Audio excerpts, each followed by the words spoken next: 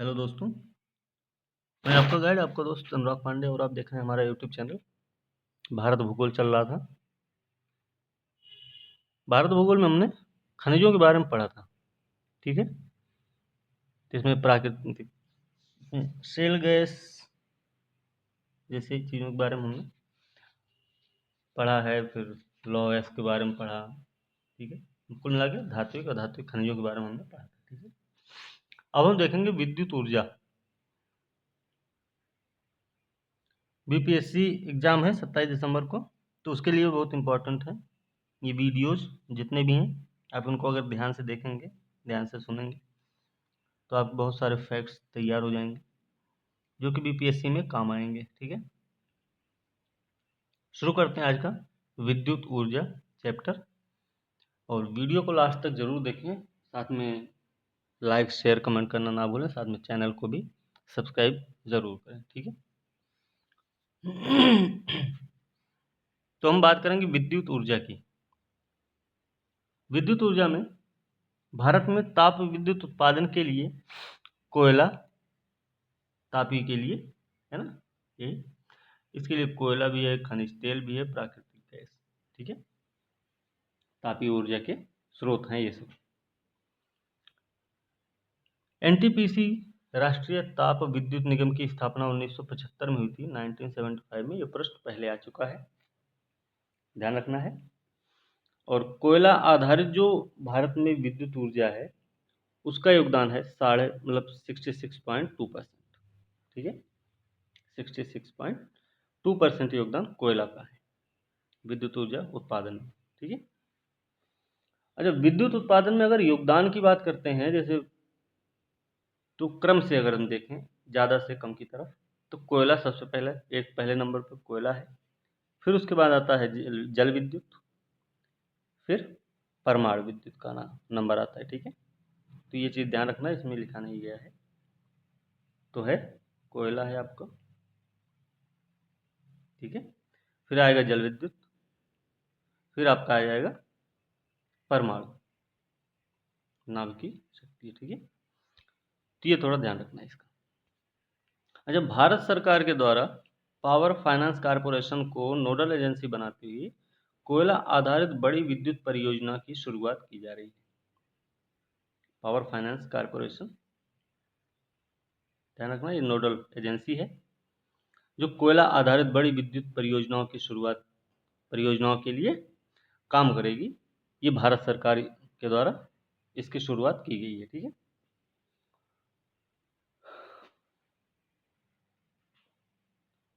इसके बाद है, जैसे एनटीपीसी के बारे में उन्होंने बताया 1975 में इसकी स्थापना हुई है। तो एनटीपीसी की स्थापना से क्या हुआ है कि एनटीपीसी की स्थापना से ताप विद्युत के योगदान में लगातार वृद्धि हुई है, ठीक है। तो एनटीपीसी की जब स्थापना हुई है उसके बाद से ताप विद्युत के योगदान में लगातार वृद्धि हुई, ठीक है। ये चीज ध्यान रखना है। अच्छा, कोयला आधारित ताप विद्युत संयंत्रों को कोयले के खदानों के आसपास स्थापित करने का उद्देश्य क्या होता है, ये भी आपको पता होना चाहिए। अक्सर देखते हैं जितने भी संयंत्र लगाए गए हैं कोयला आधारित विद्युत संयंत्र, वो कोयले की खदानों के आसपास लगते हैं। तो उसका रीजन ये है कि परिवहन लागत बचे, है ना, परिवहन लागत को बचाना होता है, ठीक है। ये सुपर क्रिटिकल तकनीक क्या है? सुपर क्रिटिकल तकनीक कार्बन उत्सर्जन को कम करने की एक तकनीक है। तो कार्बन उत्सर्जन को कम करने के लिए जो तकनीक अपनाई गई है उसका नाम है सुपर क्रिटिकल तकनीक, ठीक है। ये जो है वही पावर फाइनेंस कॉरपोरेशन को नोडल एजेंसी बनाते हुए क्या किया गया, कोयला आधारित बड़ी विद्युत परियोजनाओं की शुरुआत की गई है। और इसी परियोजना में कार्बन उत्सर्जन को कम करने के लिए सुपर क्रिटिकल तकनीक विकसित की गई, ठीक है। सुपर क्रिटिकल तकनीक अपनाने का प्रस्ताव रखा गया है, ठीक है। चलिए, अल्ट्रा मेगा पावर प्रोजेक्ट। तो अल्ट्रा मेगा जो पावर प्रोजेक्ट्स होते हैं, अल्ट्रा मेगा पावर प्रोजेक्ट क्या है? तो अल्ट्रा मेगा पावर प्रोजेक्ट जो है, इनकी प्रत्येक की क्षमता जो होती है वो होती है 4000 4000 4000 मेगावाट, या फिर इससे अधिक हो सकता है। 4000 मेगावाट या फिर इससे भी अधिक हो सकता है अल्ट्रा मेगा पावर प्रोजेक्ट की क्षमता। ठीक है, प्रत्येक की बात हो रही है यहाँ पे। तो कुछ अल्ट्रा मेगा पावर प्रोजेक्ट्स हैं, उनके बारे में देखते हैं। एक तो मुंद्रा में है। मुंद्रा कहाँ? गुजरात में है। ठीक है, इस टाटा पावर के द्वारा स्थापित किया गया। टाटा पावर के द्वारा मुंद्रा गुजरात में अल्ट्रा मेगा पावर प्रोजेक्ट स्थापित किया गया है। अब अल्ट्रा मेगा पावर प्रोजेक्ट्स और भी जगह पे हैं, जैसे एक है कहाँ? शासन में। शासन मध्य प्रदेश में पड़ता है। कृष्णापत्तनम आपका आंध्रा में, आंध्र प्रदेश। तिलैया झारखंड। गिरिये, गिरिये कहाँ है? महाराष्ट्र में। ठीक है, तिलैया झारखंड में है ना। फिर गिरिये है महाराष्ट्र में। येच्चूर आगे भी है। येच्चूर आपका तमिलनाडु में पड़ता है। तादरी, तादरी आपका कर्नाटक में है। अलकतरा छत्तीसगढ़। सालका खमेरिया, सालका खमेरिया कहाँ है? ये भी छत्तीसगढ़ में ही पड़ता है। ठीक है, और एक और है मरक्कनम, मरक्कनम नाम है, तो ये भी तमिलनाडु में। तो ये सारे अल्ट्रा मेगा पावर प्रोजेक्ट्स यहाँ पे स्थापित किए गए हैं। ठीक है, तो मुंद्रा का जो पावर प्रोजेक्ट है वो प्रश्न आ चुका है पहले, तो टाटा पावर के द्वारा स्थापित किया गया, ये चीज़ ध्यान रखनी है। ठीक है, एक प्रश्न आता है, आता नहीं, आया है ये, 2-3 बार आ चुका है, जैसे नेवेली ताप विद्युत संयंत्र है ना। तो लिग्नाइट कोयले पर आधारित है और दक्षिण पूर्व एशिया का पहला ताप विद्युत संयंत्र है। तो लिग्नाइट कोयले पर आधारित दक्षिण पूर्व एशिया का प्रथम ताप विद्युत संयंत्र आपका नेवेली ताप विद्युत संयंत्र, जो कि कहाँ है? तमिलनाडु में। ये चीज़ याद होनी चाहिए, ये प्रश्न आ चुका है पहले। ठीक है। एनटीपीसी फरक्का ताप विद्युत संयंत्र, इसके बारे में देखते हैं। एनटीपीसी फरक्का ताप विद्युत संयंत्र जो है कहाँ पे है? ये है मुर्शिदाबाद, पश्चिम बंगाल में। ठीक है, यहाँ पे राजमहल कोल फील्ड से कोयला मिलता है और फरक्का फीडर नहर से जल लेते हैं। तो एनटीपीसी जो फरक्का ताप विद्युत संयंत्र है, जो कि मुर्शिदाबाद, पश्चिम बंगाल में स्थित है, इसको कोयले की आपूर्ति राजमहल कोल फील्ड से होती है और जल की आपूर्ति की जाती है फरक्का फीडर नहर से। तो ये चीज़ भी हमें पता होनी चाहिए। Ramagundam super thermal power station है, तेलंगाना, ध्यान रखना है। Ramagundam super thermal power station Telangana. Obra ताप विद्युत केंद्र उत्तर प्रदेश है, सोनभद्र में। इसकी स्थापना हुई है 1971 में, और ध्यान ये रखना कि रूस के सहयोग से इसकी स्थापना की गई थी। रूस के सहयोग से ओबरा ताप विद्युत संयंत्र की स्थापना उत्तर प्रदेश के सोनभद्र जिले में 1971 में की गई थी। ठीक है। आगे है बोकारो ताप विद्युत गृह। बोकारो है, बोकारो कहाँ? झारखंड में पड़ता है ना। कोनार बांध यहीं पे, एनटीपीसी का प्रोजेक्ट है। बोकारो ताप विद्युत संयंत्र झारखंड में है, कोनार बांध यहीं पे बना हुआ है। ठीक है, एनटीपीसी का प्रोजेक्ट है। ये दामोदर घाटी निगम के द्वारा निर्मित 1952 में बनाया गया था। दामोदर घाटी निगम 1952 में स्थापित किए गया ना। डीवीसी, डीवीसी किससे आधारित है? किस पे आधारित है? तो यूएसए का टीवीसी, टेनेसी वैली कारपोरेशन के आधार पे स्थापित है दामोदर घाटी निगम। ठीक है, ये 1952 में इसकी स्थापना हुई थी, दामोदर घाटी निगम की स्थापना हुई थी। ठीक है, टीबीसी आधारित है, टीबीसी। ठीक है, टेनेसी वैली कारपोरेशन, यूएसए का है।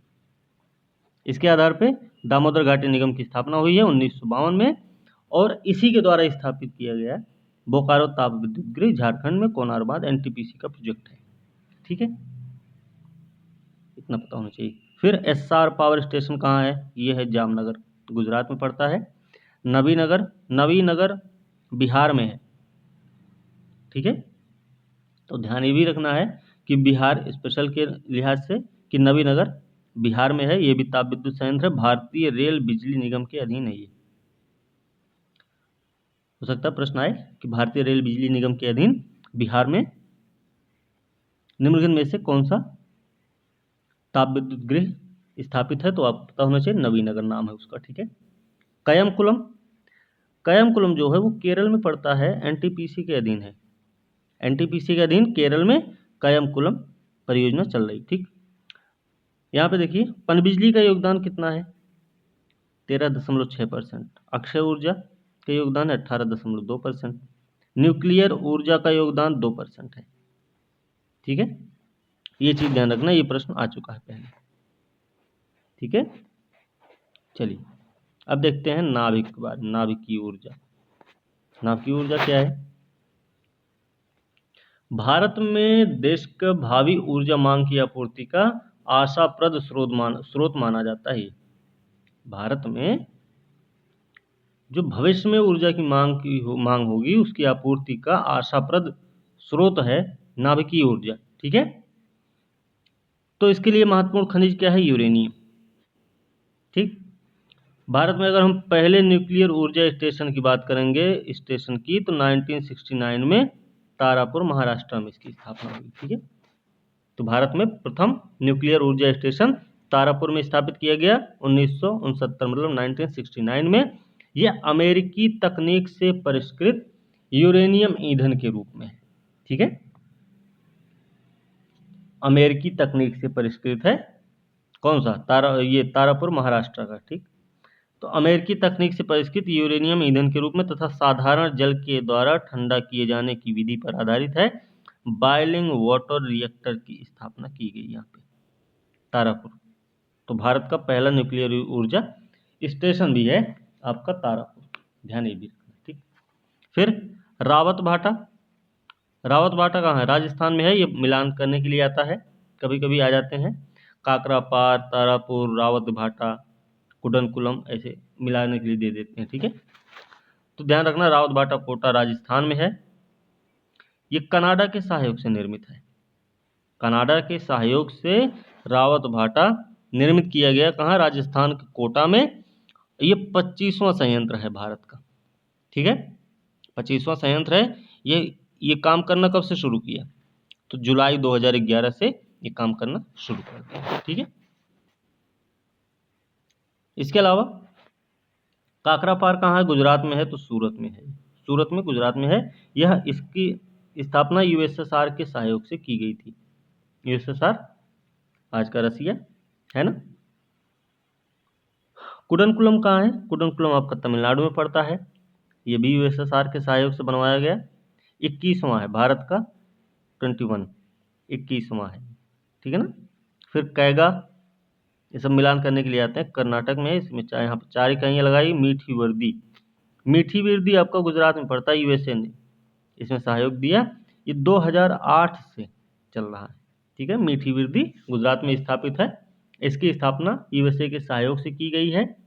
जो 2008 में भारत अमेरिका असैन्य परमाणु समझौते के बाद, भारत अमेरिका असैन्य परमाणु समझौते के बाद केंद्रीय पर्यावरण वन जलवायु परिवर्तन मंत्रालय के द्वारा तटीय नियामक क्षेत्र की स्वीकृति प्रदान की गई है इसको। ठीक है, तो मीठी वृद्धि यूएसए के सहयोग से 2008 में भारत और अमेरिका के असैन्य परमाणु समझौते के बाद केंद्रीय पर्यावरण वन जलवायु परिवर्तन मंत्रालय के द्वारा तटीय नियामक क्षेत्र की स्वीकृति इसको प्रदान की गई है। ठीक है, फिर आगे है जैतपुर। जैतपुर कहाँ? जैतपुर है रत्नागिरी, महाराष्ट्र में पड़ता है। और जैतपुर की स्थापना फ्रांस की अरेवा कंपनी, फ्रांस की अरेवा, ही इस पे प्रश्न आ चुका है। तो फ्रांस की अरेवा कंपनी ने इसमें सहयोग दिया था जैतपुर को स्थापित करने में। कहाँ? रत्नागिरी, महाराष्ट्र में। ठीक, फिर थालगुरु जल संयंत्र है ना। थालगुरु है, मानगुरु है। तो थालगुरु महाराष्ट्र में पड़ता है, ध्यान रखना है। थालगुरु ये भी प्रश्न आया हुआ है। तो थालगुरु जल संयंत्र महाराष्ट्र में है, मानगुरु आपका तेलंगाना में पड़ता है। ये दोनों भारी जल संयंत्र हैं। थालगुरु और मानगुरु भारी जल संयंत्र हैं, महाराष्ट्र में एक है तेलंगाना में। ठीक। हजीरा कहाँ है? हजीरा आपका गुजरात में पड़ता है, बड़ौदा। ठीक। फिर तालचेर उड़ीसा में है। थाल आपका महाराष्ट्र में है, थालगुरु जल संयंत्र। ठीक है। तूतीकोरिन आपका तमिलनाडु में पड़ेगा। ये मिलान करने के लिए आते हैं, ये मिलान करने के लिए आया हुआ है पहले।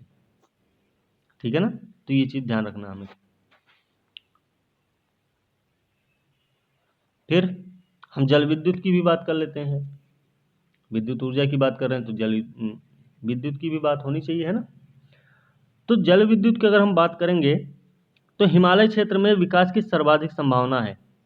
जल विद्युत की सर्वाधिक संभावना कहाँ है? हिमालय क्षेत्र में। पर हमने पिछले भी वीडियो में बता रखा है कि सिद्रापोंग या सिद्राबाग जो दार्जिलिंग में है, पश्चिम बंगाल में, भारत का पहला जल विद्युत संयंत्र है। 1897 में स्थापित किया गया था। ध्यान रखना कि दार्जिलिंग की जो चाय बागान थे उनको बिजली की आपूर्ति करने के लिए। ठीक है। दूसरा लगा शिवसमुद्रम, कावेरी नदी पर, कर्नाटक में, 1902 में। ये कोलार सोने की खान को बिजली देने के लिए इसकी स्थापना हुई। ठीक है। फिर एनटीपीसी के बारे में हमने पहले बता रखा कि 1975 में इसकी स्थापना की गई। ठीक है ना। चलिए, ये हो गया। अब हम अभी विद्युत ऊर्जा की बात हो रही तो थोरियम की भी बात करना जरूरी है थोड़ा सा। तो थोरियम का देख लेंगे। थोरियम का अनुमानित थोरियम भारत में पाया जाता है ना। तो थोरियम का भारत में 4.5 लाख अनुमानित भंडार है। ये 4.5 लाख टन का अनुमानित भंडार है भारत में। ठीक है। कहाँ मिलते हैं ये मिलते हैं केरल की मोनोजाइट जो तटीय बालू है उसमें इनकी संभावना है मिलने की। तमिलनाडु में, आंध्र प्रदेश, उड़ीसा, बिहार, कर्नाटक, राजस्थान, उत्तर प्रदेश में ललितपुर। ठीक है। उत्तर प्रदेश में ललितपुर में ज़्यादा। ठीक है। तो ये चीज़ हमें ध्यान रखना। अब एक और है, इसमें हम देखेंगे कि अणु शक्ति विद्युत निगम लिमिटेड है, कंपनी है अणु शक्ति विद्युत निगम लिमिटेड, है ना। तो लिमिटेड है ये अणु शक्ति विद्युत निगम लिमिटेड। ये है NTPC plus NPCIL, nuclear power corporation, ऐसे नाम है ना, इंडिया लिमिटेड, ऐसे है। ठीक है। तो एनटीपीसी और एनपीसीआईएल का संयुक्त उपक्रम है।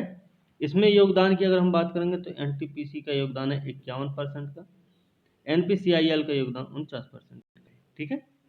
इसकी स्थापना की अगर हम बात करें, अणु शक्ति विद्युत निगम लिमिटेड की स्थापना की अगर हम बात करेंगे तो इसकी स्थापना हुई है 2011 में। 2011 में इसकी स्थापना हुई है। एनटीपीसी और सीआईएल का संयुक्त उपक्रम है जिसमें एनटीपीसी का योगदान है 49% का। ठीक है। एनटीपीसी का योगदान 49 है और एनपीसीआईएल का योगदान है 51% का। ठीक है। इसकी स्थापना 2011 में की गई थी। ठीक है ना। ये चीजें हैं।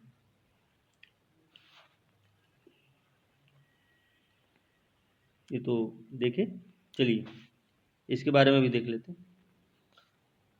उद्योग भी देख लें। तो उद्योग में अब इसे कल करेंगे। ठीक है। अगली वीडियो में इसे करेंगे।